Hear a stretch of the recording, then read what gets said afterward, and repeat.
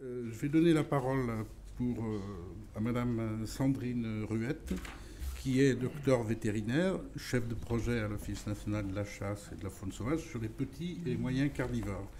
Et elle va nous parler des données écologiques disponibles dans le cadre de la procédure de classement des espèces. Donc on reste dans le problème des données. On a vu qu'en Camargue, il y avait souvent des conflits sur les données. Alors peut-être qu'à l'ONCFS, on a la solution. Eh ben non. Je ne vais pas gâcher la fin de l'histoire, mais je pense pas. Je vais essayer donc de vous présenter. En fait, l'objectif de ma présentation aujourd'hui, c'est de faire le lien entre ce qu'on trouve dans la réglementation en termes de demande de données techniques, voire scientifiques, et ce qu'on essaie de mettre en place pour avancer. Est-ce que je peux avoir la petite zapette ? Donc j'ai tenu compte, vous l'avez entendu ce matin, du changement de dénomination, mais je vais peut-être encore à l'occasion utiliser 1 ou 2 fois le terme de nuisible, donc excusez-moi. Je vais m'attacher à essayer de parler d'espèces d'animaux susceptibles d'occasionner des dégâts. Voilà. Donc je vais faire en 2 parties. Un bref rappel réglementaire. J'ai vu ce matin qu'il y avait pas mal de choses qui avaient déjà été évoquées, mais ce que je voudrais, c'est mettre en avant en fait une espèce d'analyse des mots-clés et des données techniques qui sont demandées pour cette procédure de classement. Et en 2e partie, vous présenter comment nous, on reformule. Nous, je vais parler en fait de la partie un peu plus scientifique et écologique. Comment nous, on reformule pour essayer d'alimenter en termes de données techniques. Donc en première partie, moi je me suis appuyée sur la circulaire de 2012 qui en fait reprend les éléments de la réglementation. Il y a 3 groupes d'espèces, on en a déjà parlé. Comme dit en introduction, moi je travaille plutôt sur les petits et moyens carnivores, donc je vais surtout vous parler des mustélidés et du renard qui sont dans le groupe 2. Donc, qui sont soumis à un arrêté triennal qui établit les listes au niveau ministériel maintenant. Les autres ont déjà été cités ce matin, le groupe 1 notamment concernant plutôt les espèces dites exotiques envahissantes. Les motifs, vous les avez vus aussi ce matin, je les rappelle. Il y a des termes qui sont à mon avis importants, santé, sécurité publique, pour assurer la protection de la flore et de la faune. Même si ça a été changé un petit peu dans la dernière loi biodiversité, là j'ai repris la première réglementation. Il y a un premier terme pour prévenir des dommages importants aux activités agricoles, forestières et aquacoles, et on verra comment est-ce qu'on évalue ces dommages importants. Et puis maintenant, il y a un nouveau motif pour prévenir des dommages importants à d'autres formes de propriété, sauf pour les espèces d'oiseaux. Il faut noter que la circulaire précise bien que l'inscription d'une espèce sur la liste départementale doit tenir compte de la situation locale. En termes de justification du classement, la circulaire utilise la jurisprudence du Conseil de l'État et en fait distingue 2 cas. Soit pour pouvoir classer l'espèce dans la liste dite nuisible. Soit l'espèce est à l'origine d'atteintes significatives à l'un des 4 intérêts qu'on a évoqués avant. Donc je vous rappelle, protection de la faune et de la flore, protection des intérêts de santé publique. Et donc la jurisprudence du Conseil d'État estime que dans le cas d'atteintes significatives, la preuve de ces atteintes va être facile à établir. Et qu'on pourra se baser sur une compilation de plaintes, de témoignages circonstanciés, voire d'études, notamment épidémiologiques, pour ce qui est du domaine santé publique. Ou, le 2e cas qui est envisagé, c'est il va falloir démontrer 2 choses. D'une part, que l'espèce est répandue de façon significative dans le département, et d'autre part, compte tenu des caractéristiques géographiques, économiques, humaines du département, sa présence est susceptible de porter atteinte aux intérêts mentionnés précédemment. Donc susceptible de porter atteinte. C'est des termes qui sont en fait assez précis, enfin pas très précis, je les rappelle parce que en termes d'écologie, c'est parfois un peu difficile de qualifier tout ça. Pour le premier élément, répandu de façon significative, la circulaire précise qu'en l'absence d'études scientifiques, les réponses faites par les maires, les piégeurs, les lieutenants de livreterie, les comptes rendus de piégeage, les déclarations de dégâts pourront être prises en compte pour constituer des facteurs fiables de la présence significative des espèces. Et elle rappelle également que, de préférence, on privilégiera des études pour évaluer les prélèvements et les effectifs donc de chaque espèce dans chaque département, avec des mises à jour régulières. Et pour le 2e volet qui concerne les caractéristiques du département, on compilera en fait des informations autour des caractéristiques géographiques, économiques et humaines qui font que la présence de l'espèce peut porter atteinte aux intérêts qui ont été mentionnés précédemment. Enfin, bien sûr, le droit communautaire. Donc, je rappelle 3 directives qui précisent que la directive Oiseaux de 2009 qui précise que des prélèvements sont possibles s'il n'existe pas d'autres solutions satisfaisantes. La Convention de Berne, où la martre, la fouine, le putois, la belette et l'hermine sont dans l'annexe 3, et donc qui précise que des dérogations en vue de prélèvement sont possibles s'il n'existe pas d'autres solutions satisfaisantes et si la dérogation ne nuit pas à la survie de la population concernée. Et enfin, la directive Habitat, annexe 5, où figurent la martre et le putois.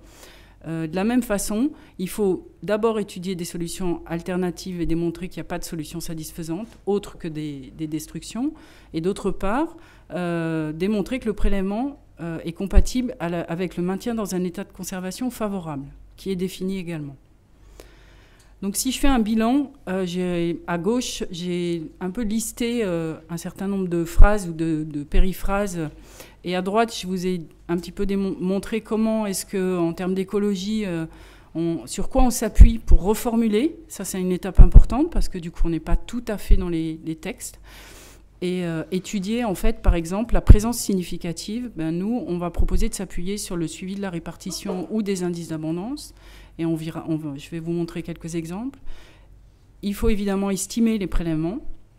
Pour évaluer l'état de conservation d'une espèce, il faut être capable d'estimer l'impact des prélèvements sur les populations et donc connaître la dynamique de population de ces espèces. Pour quantifier les atteintes ou les dommages importants, il faut évaluer ces dommages. Et il y a le motif intérêt santé publique que je voulais citer parce que là, on a des études parfois un peu solides sur des risques épidémiologiques. Donc j'ai cité l'ONC, mais bien sûr, il y a d'autres organismes qui travaillent sur ces volets-là, notamment l'ANSES, de mémoire, mais il y en a bien d'autres. Sur les caractéristiques géographiques, économiques et humaines, c'est vraiment un volet qu'à l'Office, nous, on a assez peu exploré. C'est plutôt les DDT qui font ce travail de compilation, mais il y a parfois d'autres secteurs qui travaillent. Donc, quelques exemples sur le suivi de la répartition et les indices d'abondance. Où est-ce qu'on en est sur les mustélidés ? Petit à petit, on est parti de cartes de répartition que vous avez à gauche. Ici, c'est l'exemple de la martre. Avec des données, on a un système de consignation des observations faites par tous les agents de l'Office sur les petits et moyens carnivores depuis 2001. Donc on a d'abord construit des cartes de répartition qui renseignent donc sur le suivi de la répartition. Et puis petit à petit, à travers des modélisations, en tenant compte de l'effort de recherche et de la détectabilité des espèces, on a réussi à construire des premières cartes d'indices de densité relative. C'est-à-dire qu'il faut interpréter la carte qui est à droite par le gradient de couleur. Là où les zones sont les plus vert foncé, l'espèce est plus présente que sur d'autres régions agricoles.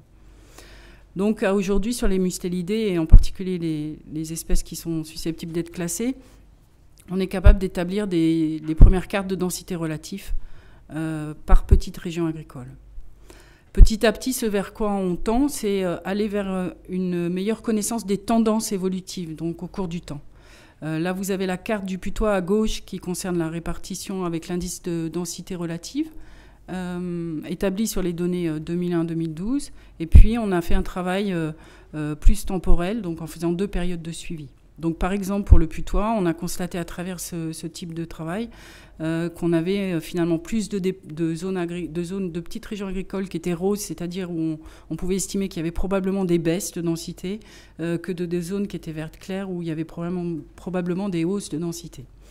Donc, c'est des éléments qui nous servent un petit peu à suivre l'évolution à l'échelle nationale et qui peuvent être déclinés avec certaines limites au niveau départemental.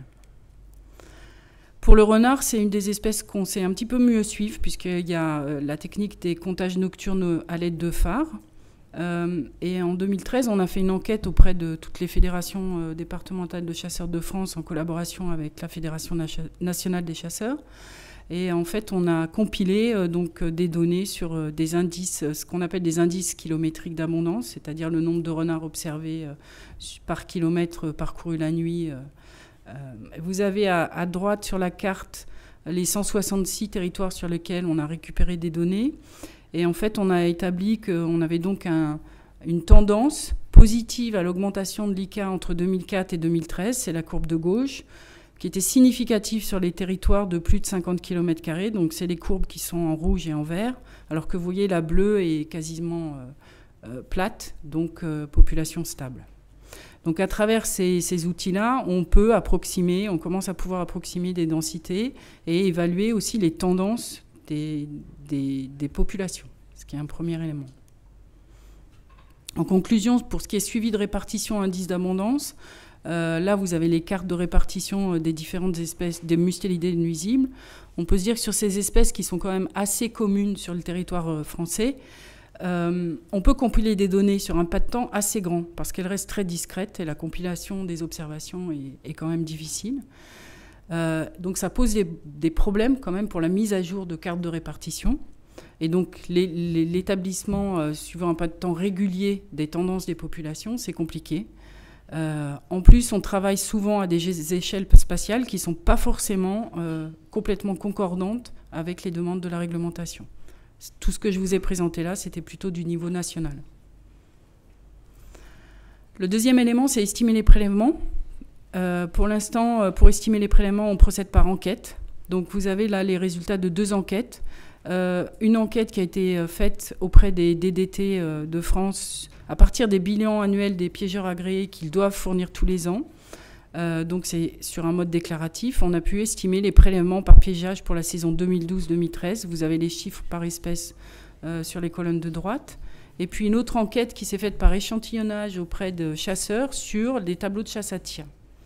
Donc je voulais ici préciser que le piégeage, donc, qui s'exerce dans le cadre du classement de l'espèce, finalement, d'après les outils qu'on a pour mesurer les prélèvements, ne sont pas forcément en volume, en quantité très important au niveau national, par rapport notamment aux prélèvements de chasse à tir. Hein, vous pouvez le voir pour le renard. Ce qu'il faut préciser aussi, c'est qu'il y a des limites importantes à toutes ces estimations, qui restent des estimations, hein, parce qu'on peut avoir une certaine sous-estimation des prélèvements par piégeage, puisque c'est sur du déclaratif. On peut avoir également, on a constaté qu'on avait sûrement des confusions dans l'enquête tableau de chasse à tir, ce qui est décrit dans les articles, parce qu'en fait, on a sûrement eu des déclarations qui mélangeaient le tableau de chasse à tir avec d'autres types de prélèvements. Pour certaines espèces, on a été très étonnés de voir des tableaux de chasse à tir sur la fouine et la martre aussi importants, pour être clair. Donc on arrive un petit peu à estimer le prélèvement total à l'échelle nationale, voire régionale. Mais une fois qu'on a les prélèvements, il faut encore étudier leur impact sur la dynamique de population des espèces. Et là, ici, j'ai pris un exemple d'une étude qu'on a faite sur la fouine et la martre en Bresse.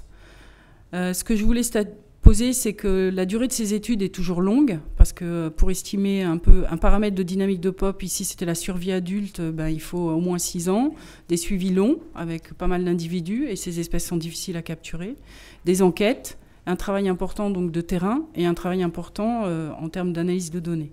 Donc on a réussi à estimer la mortalité annuelle chez les adultes dans cette zone par piégeage, d'une part à peu près 20%, c'est le 0,20 sur la fouine et la martre, et par d'autres causes à peu près 30%, l'essentiel étant des collisions routières. Donc on a réussi également à montrer que les courbes de survie évoluaient chez la fouine à mesure que l'intensité du piégeage augmentait. Et la carte qui est spatiale à droite, qui correspond à la zone d'étude, est importante parce qu'on a pu faire en fait une carte un petit peu de densité, de l'intensité du piégeage à l'échelle de 900 km², c'était 29 communes en Bresse. Et ce qu'on a remarqué, c'est que les animaux qu'on a suivis étaient vraiment localisés dans les zones les plus intensément piégées. Donc ça, c'est important pour l'estimation globale. Sur le renard, non, oui, je vais passer celle-là parce que je crois que je n'aurai pas le temps. Sur le renard, on a essayé de travailler aussi pour étudier l'impact des prélèvements sur les populations de renards. Et ça nécessite d'estimer sur des territoires les densités en renards, sur un pas de temps qui est assez long, et d'estimer aussi les prélèvements, ce qui nous a permis de calculer un taux de prélèvement, ce qui n'avait jamais été fait, c'est-à-dire le rapport entre combien il y avait de renards et combien ont été prélevés. On a fait ça sur 5 sites, ça a duré une dizaine d'années. Pareil, on a aussi un temps pour les études qui est quand même assez long, pour obtenir des résultats qui sont assez cohérents, dans le sens où les taux de prélèvement, ce n'est pas seulement le nombre de renards prélevés, ça dépend de ce qu'il y a sur le terrain et ça dépend de la capacité d'accueil. Ce qu'on constate sur la courbe, non, il n'y a pas de pointeur. Alors sur les deux courbes de droite, on a constaté dans un schéma où on augmentait les prélèvements de manière intensive, qu'on avait bien sur le site D une baisse de densité sur la phase 2009-2012, alors qu'avant il n'y avait pas de prélèvement intensif. Ce qui n'a pas du tout fonctionné sur le site A, alors qu'il y avait des prélèvements intensifs. Donc le prélèvement, c'est quelque chose qui est difficile à mesurer. Et que dès l'arrêt, ce que vous voyez sur le site E, dès l'arrêt des prélèvements intensifs, on voit que la densité en renard est revenue à son niveau quasi d'origine. Enfin, 2 ans après, elle y était. Alors, comment on l'explique ? Probablement une forte compensation par l'immigration. Donc, un concept qui est vraiment important. On était sur des territoires de plus de 200 km², donc ça, c'est assez nouveau. Et en fait, avec un fonctionnement de la population qui fait que quand la densité est assez proche de la capacité d'accueil, on a des individus qui sont en survie, c'est les petites croix que vous voyez à gauche. Si on essaye de vider en faisant des prélèvements intensifs, finalement on fait des cases et juste après, à la saison d'après, les animaux qui étaient en survie en fait survivent mieux et s'établissent. Donc ce qui explique que les densités ne baissent pas forcément. Et quand on est proche, quand on est loin de la capacité d'accueil, on maintient en fait des cases vides, on fait du prélèvement intensif, on continue d'amplifier cet effet, mais finalement l'immigration est le seul paramètre qui peut expliquer qu'on ait parfois des densités qui sont plus importantes après prélèvement intensif. Donc en fait, en poursuivant un objectif, on arrive parfois au résultat inverse. En conclusion, pour ce qui est de mesurer l'impact des prélèvements, qui est quand même une question récurrente, la problématique est difficile à documenter. Elle nécessite à la fois des connaissances sur les prélèvements et des connaissances sur l'écologie des espèces et la dynamique de population en particulier. Donc les études sont longues, difficiles, surtout sur ces modèles mustélidés qui restent encore des espèces très discrètes et qui sont difficiles à étudier. Donc on sait qu'on a parfois des connaissances qui sont encore très, et voire trop, partielles. Et ne pas oublier, je vais le rappeler plusieurs fois, mais le pas de temps des études et recherches est finalement parfois assez peu compatible avec les réglementations. Pour l'évaluation des dommages, j'ai pris un exemple d'un travail qu'on a fait dans le cadre d'un projet DIVA poulet crème. Donc, projet DIVA, c'était des programmes qui étaient financés par le ministère en charge de l'environnement. J'ai dépassé les 20 minutes ? Non ? Ça va. L'objet, c'était d'étudier dans une zone d'élevage avicole de Bresse, donc la fameuse zone, la seule appellation d'origine protégée sur la volaille de Bresse, donc élevée en plein air, d'étudier un peu la prédation et d'étudier l'influence du bocage sur les carnivores. On a travaillé en collaboration avec différents instituts, fédération de chasseurs, association de piégeurs agréés, bien sûr, le CIVB, c'est le comité interprofessionnel de la volaille de Bresse, et l'université de Lyon. Voilà. Estimer les taux de prédation, évaluer les dommages, c'est pas si simple. Donc là, on a suivi 70 lots chez 25 éleveurs. Donc c'est des lots de 500 poulets qui sont ouverts tous les matins, fermés le soir. Et on a estimé, en fait, sur des pas de temps de 15 jours, quelles étaient les pertes et le taux de prédation. Donc vous voyez sur cette courbe qu'à 19 semaines, en 2013, on avait un taux de prédation, un taux de perte en nature, pour être très exact, de plus de 13%. Ce qui est quand même extrêmement important quand on pense à des élevages qui sont sur un mode assez extensif. Et que ce taux a doublé par rapport aux premières estimations qu'on avait fait à 2000, sans qu'on ait vraiment d'explication de terrain valable. Je voulais rappeler que estimer les prédateurs qui sont en cause, ce n'est pas une tâche facile, que bien souvent sur le terrain, on retrouve 3-4 plumés, et que donc attribuer quels sont les prédateurs qui sont en cause, c'est pas simple. Bien souvent, plus de la moitié de la prédation passe inaperçue. C'est un autre élément qui est très important. Donc elle n'est pas observée en Bresse, mais comme dans d'autres types d'élevages qui sont un peu extensifs. Donc on est passé par une autre méthode pour réévaluer le régime alimentaire chez le renard, la méthode des isotopes. Et vous voyez juste à gauche sur le graphique qu'on a vraiment objectivé que la volaille de Bresse était un élément qui pouvait être important, avec même une spécialisation. On a trouvé quelques individus qui se spécialisaient sur ce petit prédateur, cette proie qui est facile quand même. Ça semble assez logique. Toutes ces données, je vais prendre un exemple synthétique, sont utilisées notamment, par exemple, pour évaluer l'état de conservation des espèces. C'est la directive Habitat. Et je voulais montrer les 3 éléments qui sont demandés, qui sont inscrits dans l'état de conservation favorable. Qu'est-ce qui définit un état de conservation favorable? C'est qu'on a des données de dynamique de population qui indiquent que l'espèce continue et est susceptible de continuer à long terme à constituer un élément viable, des habitats naturels auxquels elle appartient. J'ai essayé de vous le démontrer, c'est un volet qui est souvent peu documenté, pour lesquels on n'a pas les éléments.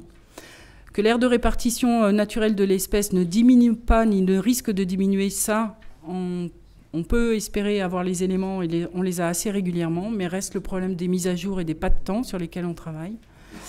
Et qu'il existe et continuera d'exister un habitat suffisamment étendu pour que ces populations se maintiennent à long terme. Je voulais évoquer la problématique putois, où on a quand même des éléments sur la régression des zones humides qui font que là, on peut se dire que ce n'est pas favorable, mais dans bien d'autres cas, on ne peut pas tellement statuer non plus.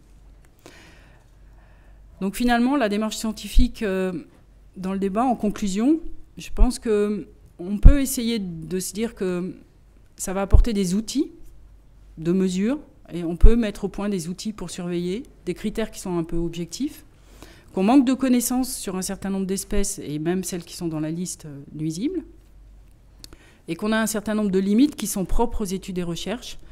D'abord, on reformule. Donc nous, on passe de présence significative à études d'aire de répartition, suivi des tendances. Que le temps des études et l'échelle spatiale, ce n'est pas toujours en adéquation avec la demande au niveau réglementaire.